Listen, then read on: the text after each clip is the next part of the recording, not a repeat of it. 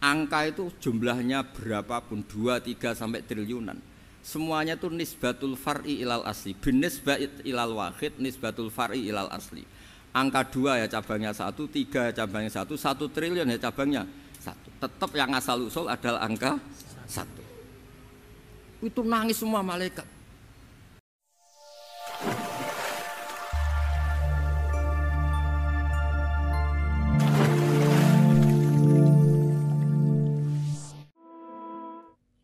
Assalamualaikum warahmatullahi wabarakatuh. Selamat datang kembali di channel jalanislam.id. Di video kali ini kita akan meringkas kajian Gus Baha yang berjudul Logika Sederhana Bertauhid. Dalam video beliau menyampaikan bahwa mukjizat para nabi dahulu bersifat fisik seperti unta Nabi Soleh atau tongkat Nabi Musa. Namun mukjizat Rasulullah adalah Al-Quran yang menawarkan solusi ilmiah dan spiritual. Rasulullah berharap melalui Al-Quran pengikutnya akan bertambah hingga akhir zaman. Kemudian beliau juga menyampaikan rasionalitas mukjizat Al-Quran.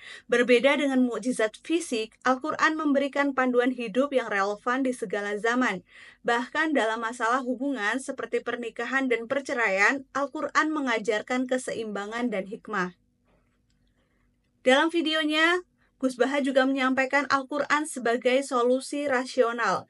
Salah satu kisah menyentuh adalah tentang Jubair bin Mut'aim, seorang kafir yang menjadi percaya kepada Allah setelah mendengar ayat-ayat Al-Quran. Ia kagum pada logika yang kuat dalam ajaran Tauhid, bahwa alam semesta yang nyata ini pasti memiliki pencipta yang nyata. Gus Baha menjelaskan konsep tauhid melalui logika sederhana, seperti angka yang selalu dimulai dari 1.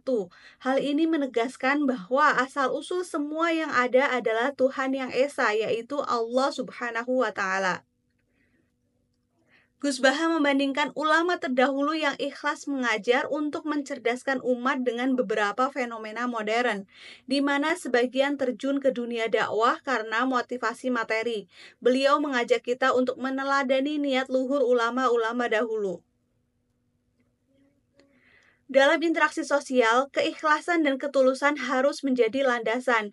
Jangan menjadi orang yang hanya baik karena ada kepentingan. Gus Baha menekankan pentingnya menjaga prinsip tauhid dalam kehidupan sehari-hari. Gus Baha menggambarkan betapa Al-Quran mampu mendorong kita berpikir mendalam, bahkan tentang hal-hal sederhana seperti nyamuk. Keajaiban penciptaan makhluk kecil ini menunjukkan kebesaran Allah Subhanahu wa Ta'ala. Demikian ringkasan kajian Gus Baha dalam video ini. Untuk selengkapnya teman-teman bisa simak videonya hingga selesai. Jazakumullahu khairan katsiran. Mohon maaf apabila ada kata-kata yang salah. Semoga teman-teman sehat selalu, dilancarkan selalu rezekinya yang berkah dan barokah. Amin amin Allahumma amin. Wassalamualaikum warahmatullahi wabarakatuh. Bismillahirrahmanirrahim. Ini riwayatul Bukhari. Haddatsana Abdullah bin Yusuf, haddatsana Les, haddatsana Sa'id al-Maqburi an-Nabi Hurairah radhiyallahu anhu qala an-Nabiy sallallahu alaihi wasallam. Ma minal anbiya'i nabiyyun illa qad u'tiya minal ayat ma mithluhu amana alaihi al-bashar.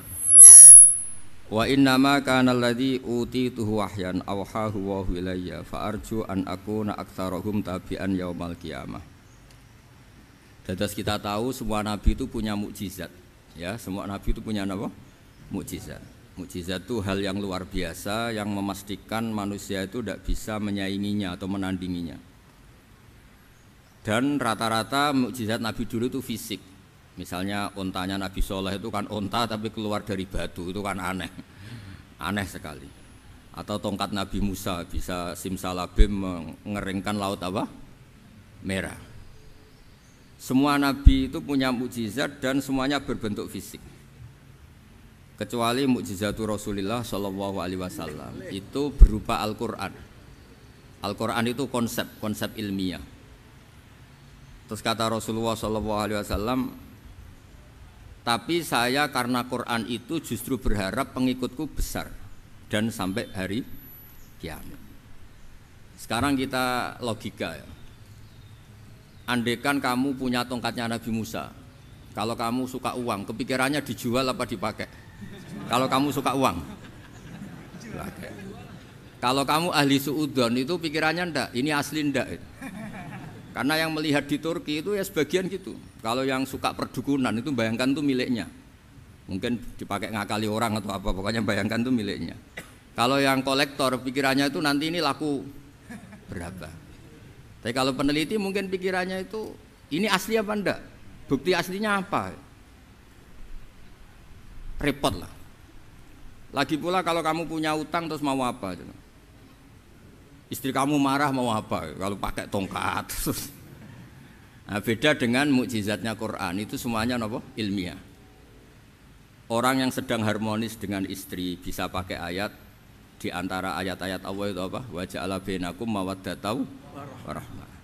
Nanti kalau ditakdir cerai, saya tidak menyarankan cerai. Kalau ditakdir cerai, itu masih dimotivasi sama Allah wa iyyatafarraqa yughnillahu kullam min sa'ati. Jika suami istri itu cerai, jangan-jangan suaminya dapat istri lebih baik, istrinya nanti dapat suami lebih baik. Jadi yang masa lalunya ada prahara.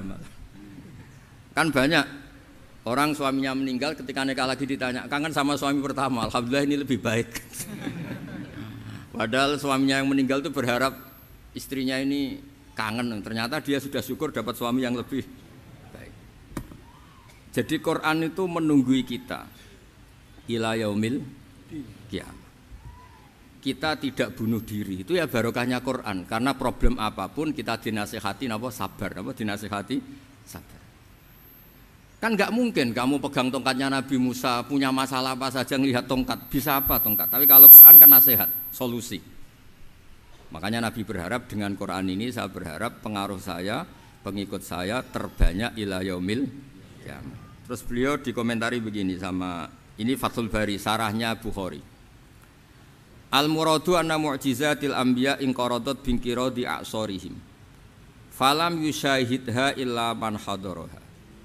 Problem mukjizat nabi-nabi dulu itu kan fisik, sehingga yang tahu kalau Nabi Soleh punya unta yang ajaib itu yang tahu ya hanya yang hadir saat itu. Yang tahu kalau tongkat Nabi Musa bertuah itu juga yang tahu hanya yang hadir saat itu. Selebihnya tahu tongkat ya di museum. Tapi kalau Quran menjadi solusi, menjadi panduan, menjadi pegangan itu ila yaumil qiyamah. Kita beri contoh ya Quran panduan yang paling gampang misalnya begini. Dulu ini cerita ya. Dulu itu ada orang kafir cerdas namanya Jubair bin Mut'im. Itu saking pinternya dia, pinter juga tokoh. Itu sebagai delegasi pembebasan Asra Badrin. Jadi tawanan-tawanan perang Badar itu mulai dulu ya ada negosiasi mau dibebaskan. Terus orang-orang kafir ini menugaskan namanya Jubair bin siapa? Mut'im. Ini ada di Bukhari. Karena ini ngaji di Jakarta. Kalau orang nggak tahu hadis juga tanya ini sahih ndak gitu. Wong nggak tahu kok tanya itu aneh-aneh. Padahal kalau dibodoni itu ya nggak tahu. Tapi ya tetap tanya, hadisnya ini sahih enggak? Ini kata kiai apa kata nabi ini ya? Memangnya kata nabi kamu dengar kan ya lewat kiai. Setelah itu Jubair itu datang ke Madinah. Dengerin ya, datang ke mana? Madinah. Kemudian dengar Nabi baca Wattur pas sholat maghrib. Jubair karena Nabi dulu gak ada hotel, gak ada pondok ya. Pondoknya Nabi hanya sufah itu.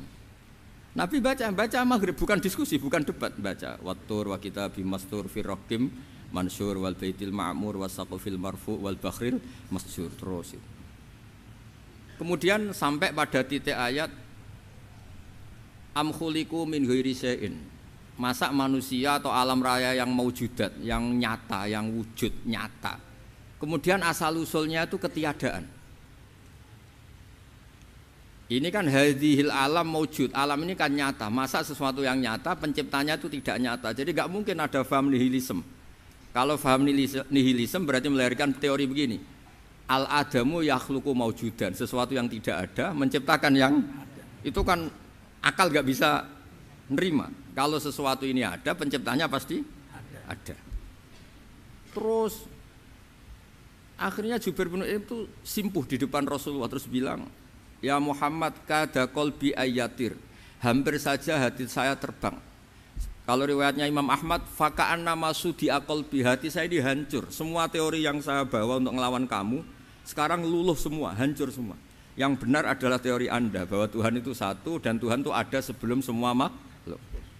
Coba kalau Nabi Muhammad ada Jubair bin Mut'im terus menyembunyikan tongkat dekat mihrab, terus dilihat ini apa, paling pikirannya ini dari kayu apa, terus yang bentuk tongkat itu tukang pemahatnya siapa? Kok kurang keren, kalau di Blitar gimana ya? Kan malah panjang. Kira-kira kalau mukjizat itu dari tongkat itu malah panjang. Panjang lah pokoknya, panjang. Lagi pula kamu coba kan nggak ngarah mandi, itu yang mandi kan nabinya, bukan tongkatnya. Coba tongkatnya Nabi Musa dicoba anak-anak beki itu. Dipakai mukul kucing aja tidak mesti mati itu. Jadi nggak jelas mukjizat-mukjizat seperti itu nggak.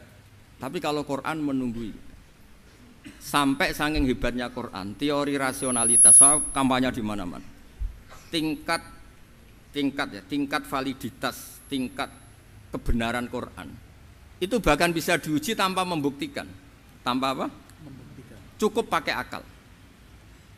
Saya tidak bosan-bosan cerita ini karena ini khazanah kita. Di kitab Nailul Ma'mul itu, di kitab Usul Fiqih. Saya berkali-kali cerita ini karena ini untuk menunjukkan bahwa Quran itu liqaumi ya'qilun, liqaumi yatafakkarun. Ada seorang kiai, seorang ustadz, kiai dulu itu ya memang orang soleh, alim terus jadi kiai. Kalau kiai sekarang tuh macam-macam, nganggur terus ingin jadi kiai, terus daftar gitu. Ada lowongan di yayasan masuk ingin jadi ustadz karena dengar ada gajinya. Dulu tidak ada seperti itu, tidak ada. Makanya dulu tuh kalau ustadz kiai pasti soleh karena dia alim terus ingin orang lain tuh mendapat ilmunya. Kalau sekarang nggak ada yayasan sehat, guru gajinya sekian, yang nggak ingin jadi ustadz tuh daftar karena ada gaji. Apalagi ada kabar, ada gaji, ada mes, ada wah yang daftar banyak. Tapi mentalnya ada kiai sebetulnya. Ya kalau sampean tanya itu baik dah Gus, ya setengah baik. Ya maksudnya setengah baik ya ada baiknya lah, namanya profesi ngajar itu kan baik. Tapi setengah saja karena motifnya itu nyari gaji, bukan ingin mencerdaskan umatnya Rasulullah SAW. Itu Imam Amudi itu guru matematika. Saya nggak bosan-bosan cerita ini, guru matematika. Muridnya sampai takut, ini masuk surga ndak, kiai kok ndak ngajarin istighosa atau tahlil malah ngajarin apa? Matematika. Beliau meninggal terus muridnya tanya, "Ma fa'alallahu bik?" Kira-kira gitu. Apa yang dilakukan Allah? Allah nyambut Anda gimana? Terus kata Imam Amudi, "Bagus, saya disuruh ngajar malaikat." Karena malaikat kan enggak pernah kayak anak beki gini ngaji gini. Malaikat itu enggak pernah ngaji, dia iman saja karena tahu surga, tahu neraka terus iman gitu aja. Jadi imannya malaikat tuh enggak keren kita. Imannya loh. Loh itu yang ngendikan Nabi loh, enggak saya. Nabi pernah tanya sama sahabat, iman yang paling keren siapa? Jawabannya sahabat, malaikat.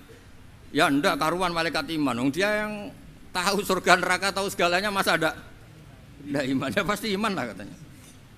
Terus ya para sahabat, engkau iman ya wajar kan, menangi saya, nemuin saya. Yang hebat itu orang-orang yang tidak melihat saya, tidak saya didik tapi tetap iman. Karena dididik akal, ya tadi dididik Quran, apa dididik Quran. Sama siapa? Teks bahasa Arabnya masang. Terus Imam Amudi kata Allah, suruh dia ngajarin para malaikat cara menemukan saya.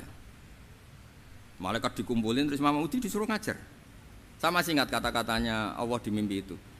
Istadilla ala wahdaniyati bihadrati malaikati. Tolong ajarkan cara menemukan saya padahal Anda ini manusia yang tidak melihat saya. Anda di Jakarta kan hanya gedung-gedung. Paling jadi khayal terus nikmat lah, Anda ikut punya tapi ikut nikmati. Itu orang desa-desa kalau ke Jakarta itu pokrol. Wah, di Jakarta itu gedungnya tinggi-tinggi, tidak kayak kampung sini. Lu udah ikut punya, ikut bangga. Di Jakarta orangnya cantik-cantik, tidak kayak orang sini. Padahal dia ya tidak dapat orang cantik gitu. Jadi Allah itu saking pinternya, miskin-miskin ya bisa berkhayal dan bahagia. Nah, itu alhamdulillah betul.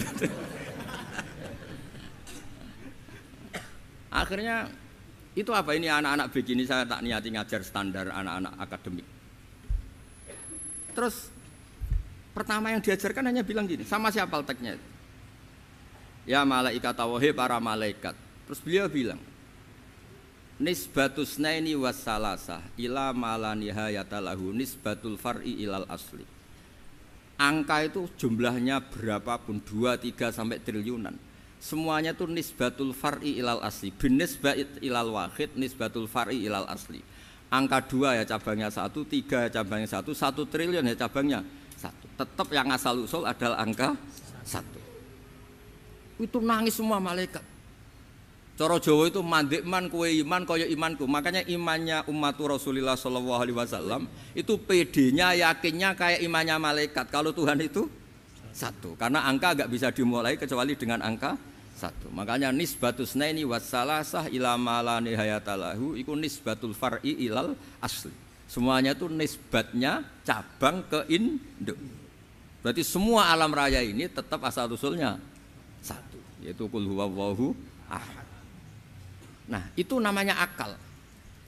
Umatnya Rasulullah itu ditinggali mukjizat akal lewat panduan Quran, sehingga meskipun kita tidak menangi Rasulullah, tidak menangi sahabat, kita tidak tahu malaikat Jibril, tapi cara iman kita ini tidak kalah keren. Yakin hakul yakin. Terus kedua, gambar. Kamu gambar rumah, gambar hewan, gambar apa saja, mesti dimulai 1 titik. Entah gambar kamu bagus, entah jelek, tetap dimulai 1 titik. Nah, titik ini namanya nuqtatul wujud. Semua alam raya dimulai dari 1 titik, yaitu nuqtatil wujud. Makanya Quran dimulai bismillah, dan bismillah itu dipilih sama Allah pakai pertama ba itu ada titik. Itu kata semua ulama. Itu titik itu singkatan dari bi kana makana wa bi yakunu mayakun. Karena saya semuanya ada. Bi itu karena saya. Jadi makanya santri-santri beki tidak usah bayangkan kamu jadi wali terus bisa terbang ke Mekah, tidak usah. Kalau terbang ke Mekah ya sudah umroh aja bayar. Kalau enggak ya maklaran KBH atau apa, pokoknya cari gratis. Ya gratis kan, dapat orang 10 gratis 1. Terus orang enggak umroh-umroh dirayu-rayu supaya umroh. Repot. Itu pelanggaran fikih itu. Kalau orang punya utang itu wajibnya nyaur utang dulu gitu. Wah repot. Saya itu juga sering bingung di kampung-kampung. Gus sama umroh. Kenapa? Dapat gratisan. Minta uang saja buat nyaur utang, enggak boleh. Wah, secara fikih yang wajib itu nyaur utang bukan umroh. Enggak boleh Gus diminta uang, enggak boleh, harus umroh. Udah gitu saya ini bingung Gus mau umroh, enggak nikmati. Kenapa? Disuruh ngajar Gus. Repot semua kalau ibadah mergawe ya gini, bingung semua. Ya saya mohon anak-anak BK semuanya yang seneng Quran itu harus seneng sampai kayak saya sehingga tahu. Istidlal, mencari Tuhan dengan cara tauhid yang berbasis akal itu sedzahir imannya malaikat. Jika di klasmen iman itu manusia ulul ilmi, kita-kita yang nekuni ilmu itu nomor 1 prakteknya. Karena nomor 1 itu Allah karuan kan, syahidah Allah kan gak tertandingi, syahidah wa annahu la ilaha illallah. Terus wal malaikatu, malaikat kan karuan karena langsung menyaksikan surga. Dan ketiga apa? Wa ulul ilmi. Berarti prakteknya kan nomor 1. Kalau kompetitornya semuanya manusia, ulul ilmi nomor berapa? 1 kan? Nah nomor 3 kan dari Allah, malaikat, ulul ilm. Berarti kalau kompetisinya antar manusia nomor berapa? 1 kan? Nah kenapa ulul ilmi di nomor 3 kan tapi dari Allah, malaikat, ulul. Kerennya kayak apa? Karena cara iman ulul ilmi itu enggak ada ragunya sama sekali. Kamu ragu enggak kalau 2 itu cabang dari 1, asal usulnya 1? Enggak pernah kan ragu kan? Semua gambar seruat apapun dimulai dari 1 titik, ragu enggak? Enggak kan? Nah, imannya umatnya Nabi karena dipandu oleh Quran itu seyakin itu, sehakul yakin itu. Nah, itu terus Jubair bin Mut'im jadi iman. Am khuliqu min ghairi syai'in am humul khaliq. Terus kata Allah lagi, kalau kamu tidak percaya saya yang bikin langit bumi ya gampang dong, kamu saja yang ngomong kalau kamu yang bikin. Paling orang sepakat kamu stres. Terus hanya ayat gitu, am khalaqus samawati wal ard. Kalau kamu tidak yakin Allah yang bikin ya silakan Anda klaim saja kalau kamu yang bikin langit bumi. Bala yuqinun. Kamu juga enggak mau kan dibilang stres.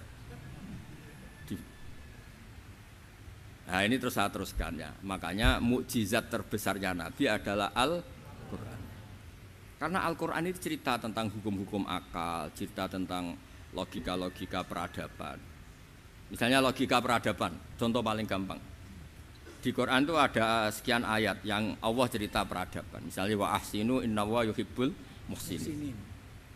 Itu dikutip terus kemudian disimpulkan dalam peradaban. Kata Sayyidina Ali karramallahu wajhah ngendikannya gampang. Ahsin man syi'ta takun amira. Kamu berbuat baik saja sama seseorang, maka otomatis kamu akan jadi pemimpinnya. Ada orang nggak tamat SD, nggak tamat papa, gobloknya minta ampun. Tapi karena gaji seorang pakar, kamu tak gaji 1 bulan 1 miliar, perusahaan saya jadikan besar. Itu dikongkan ngalor ngidul ya nurut.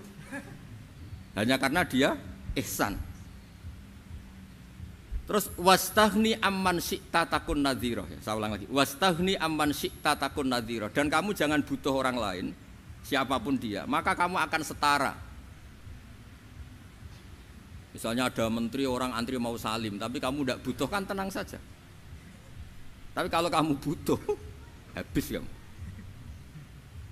Ya kan, kamu tidak butuh seseorang, maka kamu posisinya akan setara. Kamu harus sopan karena punya utang jasa. Kalau nggak punya apa-apa kan setara. Ya enggak. Misalnya kamu jajar rektor atau jajar menteri, jajar apa saja. Kalau kamu tidak punya utang kan, kamu jajar menteri tidak punya utang. Sama jajar satpam tapi punya utang, takut mana?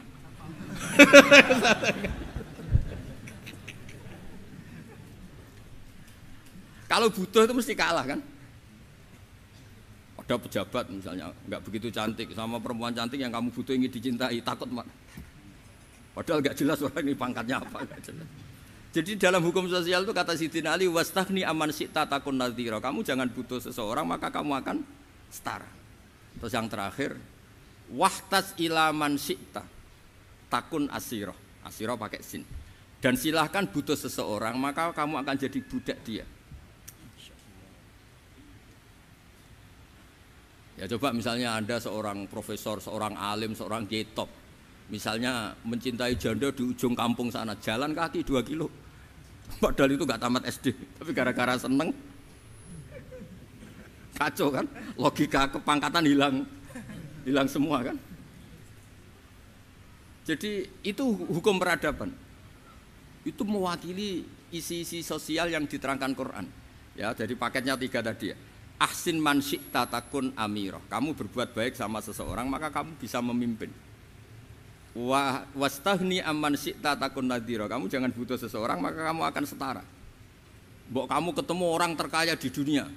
Ya ketemu orang terkaya di dunia, kamu jejer, kamu tidak butuh dia. Tenang kan bisa setara kan?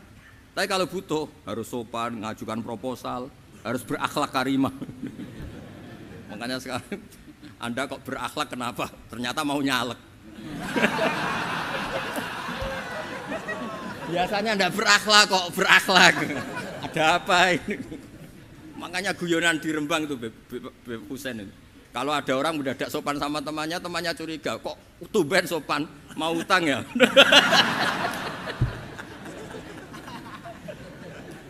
Zaman akhir itu kacau.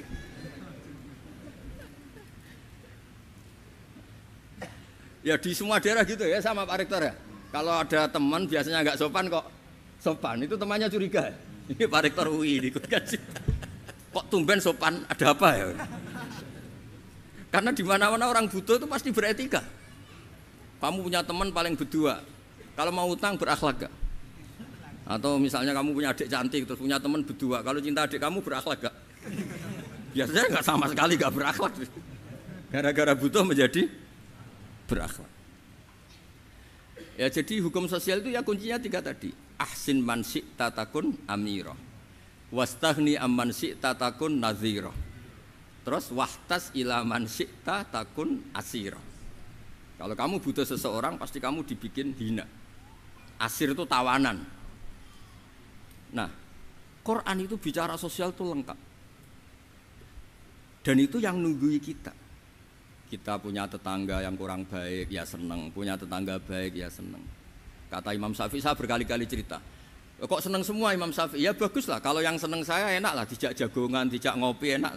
Yang gak seneng saya, gak ngarah utang. Uang itu nak, kamu punya tetangga gak seneng kamu. Aman kan? Aman. Gak akan pinjem uang kan, pinjem mobil. Uang gak seneng kok. Makanya Imam Syafi'i itu kalau ngedikan luar Syafi'i, diceritain orang, Ya Aba Abdillah bagian ya Aba Abdillah orang itu enggak seneng kau. Baguslah. Loh kenapa bagus?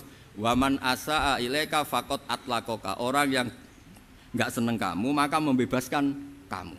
Enggak akan pinjam uang, pinjam mobil, enggak akan ganggu waktu kamu kan enggak seneng. Justru yang seneng-senengi masalah pinjam terus.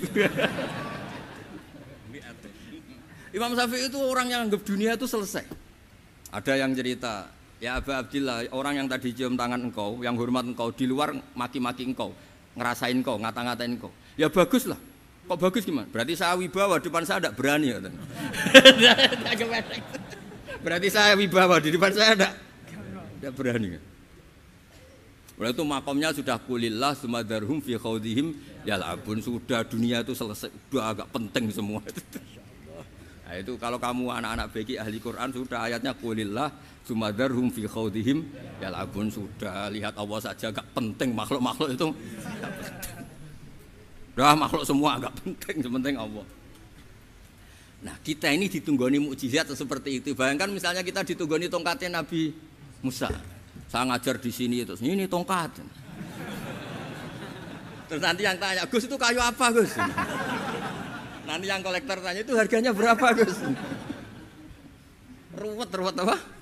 Terus yang ahli suudon itu asli gak Gus? Wah. Yang ahli suudon kan mesti tanyanya gitu, itu asli enggak Gus? Repot pokoknya. Tapi kalau Quran kan jelas, kenapa? Jelas. Ya terus saya teruskan.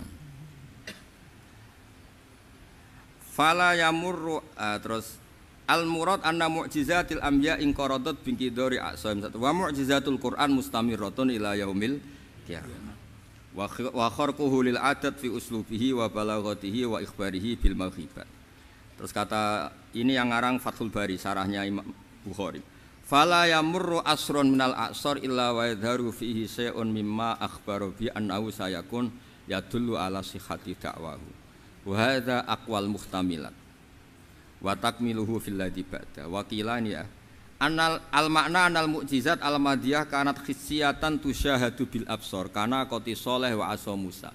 Mukjizatnya nabi-nabi dulu itu hanya penyembuh, hanya pelengkap, hanya nuruti keinginan mata. Seperti dahsyatnya apa? Laut Merah diseblak apa dipukul sama tongkatnya Nabi siapa? Itu semuanya itu hanya memanjakan mata. Urusan mata. Terus wow itu. Tapi kalau mukjizatnya Nabi Muhammad itu berdasar akal. Maksudnya berdasar akal nih dengerin ya. Dengerin betul. Ketika Laut Merah terus tersibak kan wow itu keren kan. Terus kita bilang menyimpulkan, wah kita tidak akan mampu. Itu bodoh sekali kesimpulan kita tidak akan mampu. Meskipun bikin nyamuk Anda juga tidak mampu. Loh untuk memutuskan tidak mampu saja kok sampai pertunjukan seperti itu tuh laopo, cek goblok gitu. Nah kalau kita karena umat yang pinter untuk memaksa kita nggak mampu, Allah bilang innallaha la yastahi ayadriba mathalam ma ba'ud. Kita melihat nyamuk langsung berkesimpulan tidak mampu. Saya berkali-kali cerita nyamuk itu sudah kecil, masih punya urat, uratnya kayak apa? Masih punya kuman, kumannya seberapa? Ya enggak? Nyamuk itu kecil, punya organ tubuhnya punya urat. Itu kalau kamu pinter, antara tongkatnya Nabi Musa menyibak Laut Merah sama nyamuk itu sama-sama berkesimpulan melahirkan satu faham bahwa kita tidak. Loh, untuk memaksa tidak mampu saja kok nunjuk pertunjukan ada onta keluar dari batu, nakotu soleh, ada tongkat yang bisa mengeringkan Laut Merah. Cik goblok ya. Lah kita alhamdulillah tidak jenis goblok yang seperti ini. Untuk ikrar bahwa Allah itu hebat ala kulli syai'in cukup lihat nyamuk kagum kan. Sudah tidak usah bikin hidup. Saya berkali-kali mencontohkan para pemahat tak suruh bikin patung gajah itu mampu, tak suruh bikin patung nyamuk kalau bisa. Nyari materi dari apa coba? Gampang mana bikin patung gajah sama patung nyamuk? Gajah, makanya Allah bikinnya contoh itu untuk ijaz itu pakai nyamuk bukan pakai gajah. Itu kalau ustadz-ustadz yang agak jorok malah contohnya nyamuk Gus. Itu kecil. Itu kayak apa? Di dalamnya dia hamil. Itu anaknya kecil lagi, telurnya kecil lagi, itu gimana itu cara bikin itu? Makanya di sini ini ada kitab Itqan, itu komentarnya itu lucu. Ini kitab Al-Itqan karangannya Imam Suyuti. Ini persis komentar saya tadi yang kata Imam Suyuti, pengarang kitab Itqan.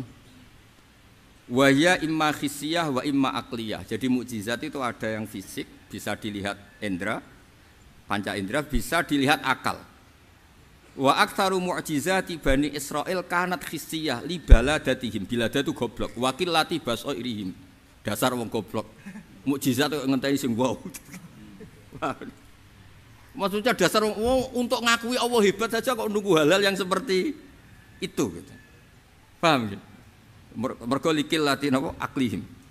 Wa aksaru mu'jizati hadil ummah aqliyatun li farati dzakaihim wa kamali afwahihim. Dan mukjizatnya umat ini semuanya berdasar akal karena sudah cerdas.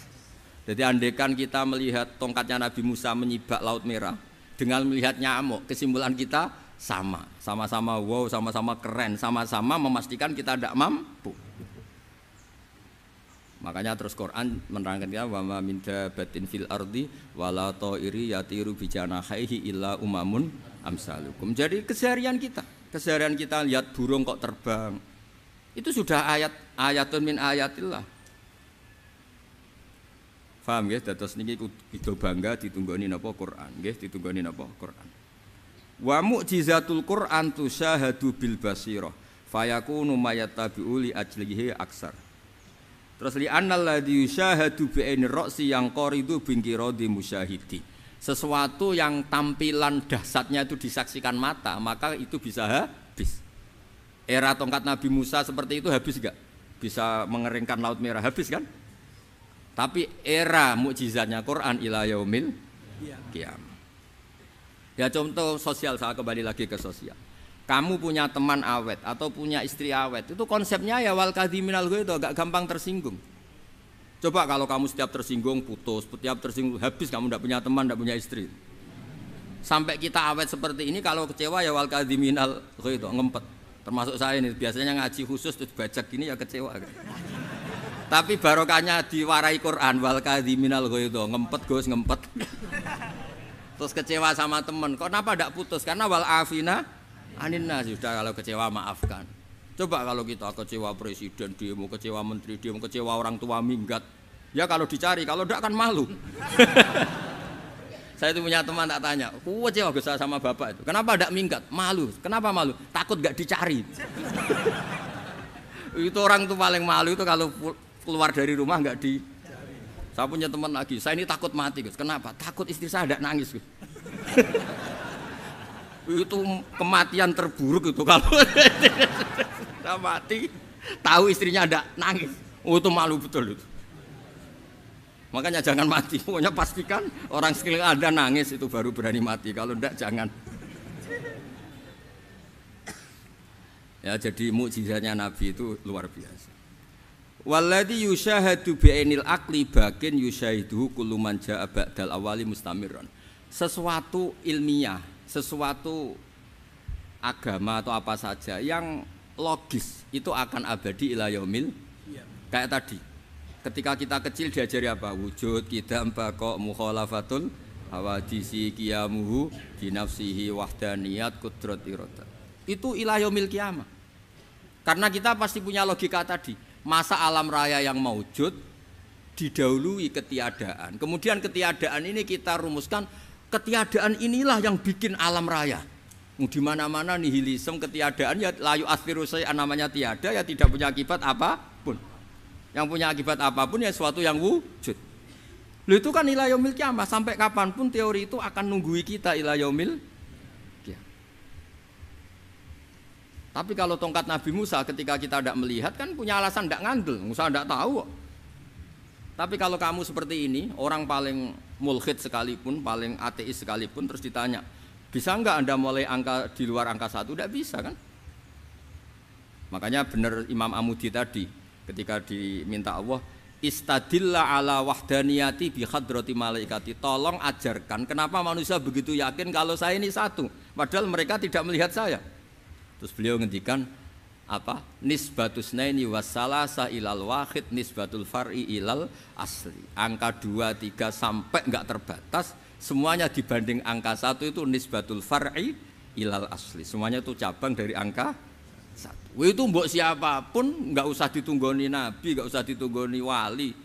Logikanya akan seperti itu. Itu yang dimaksud apa? Walladzi yusyahadu bainil aqli bakin yusyahidu kul man ja'a badal awal mustamir. Ya ini masih ada waktu seperempat, ini ijazah. Kalau ijazah enggak boleh tanya, ijazah ini. Dan itu yang fotokopi lebih besar itu ijazah.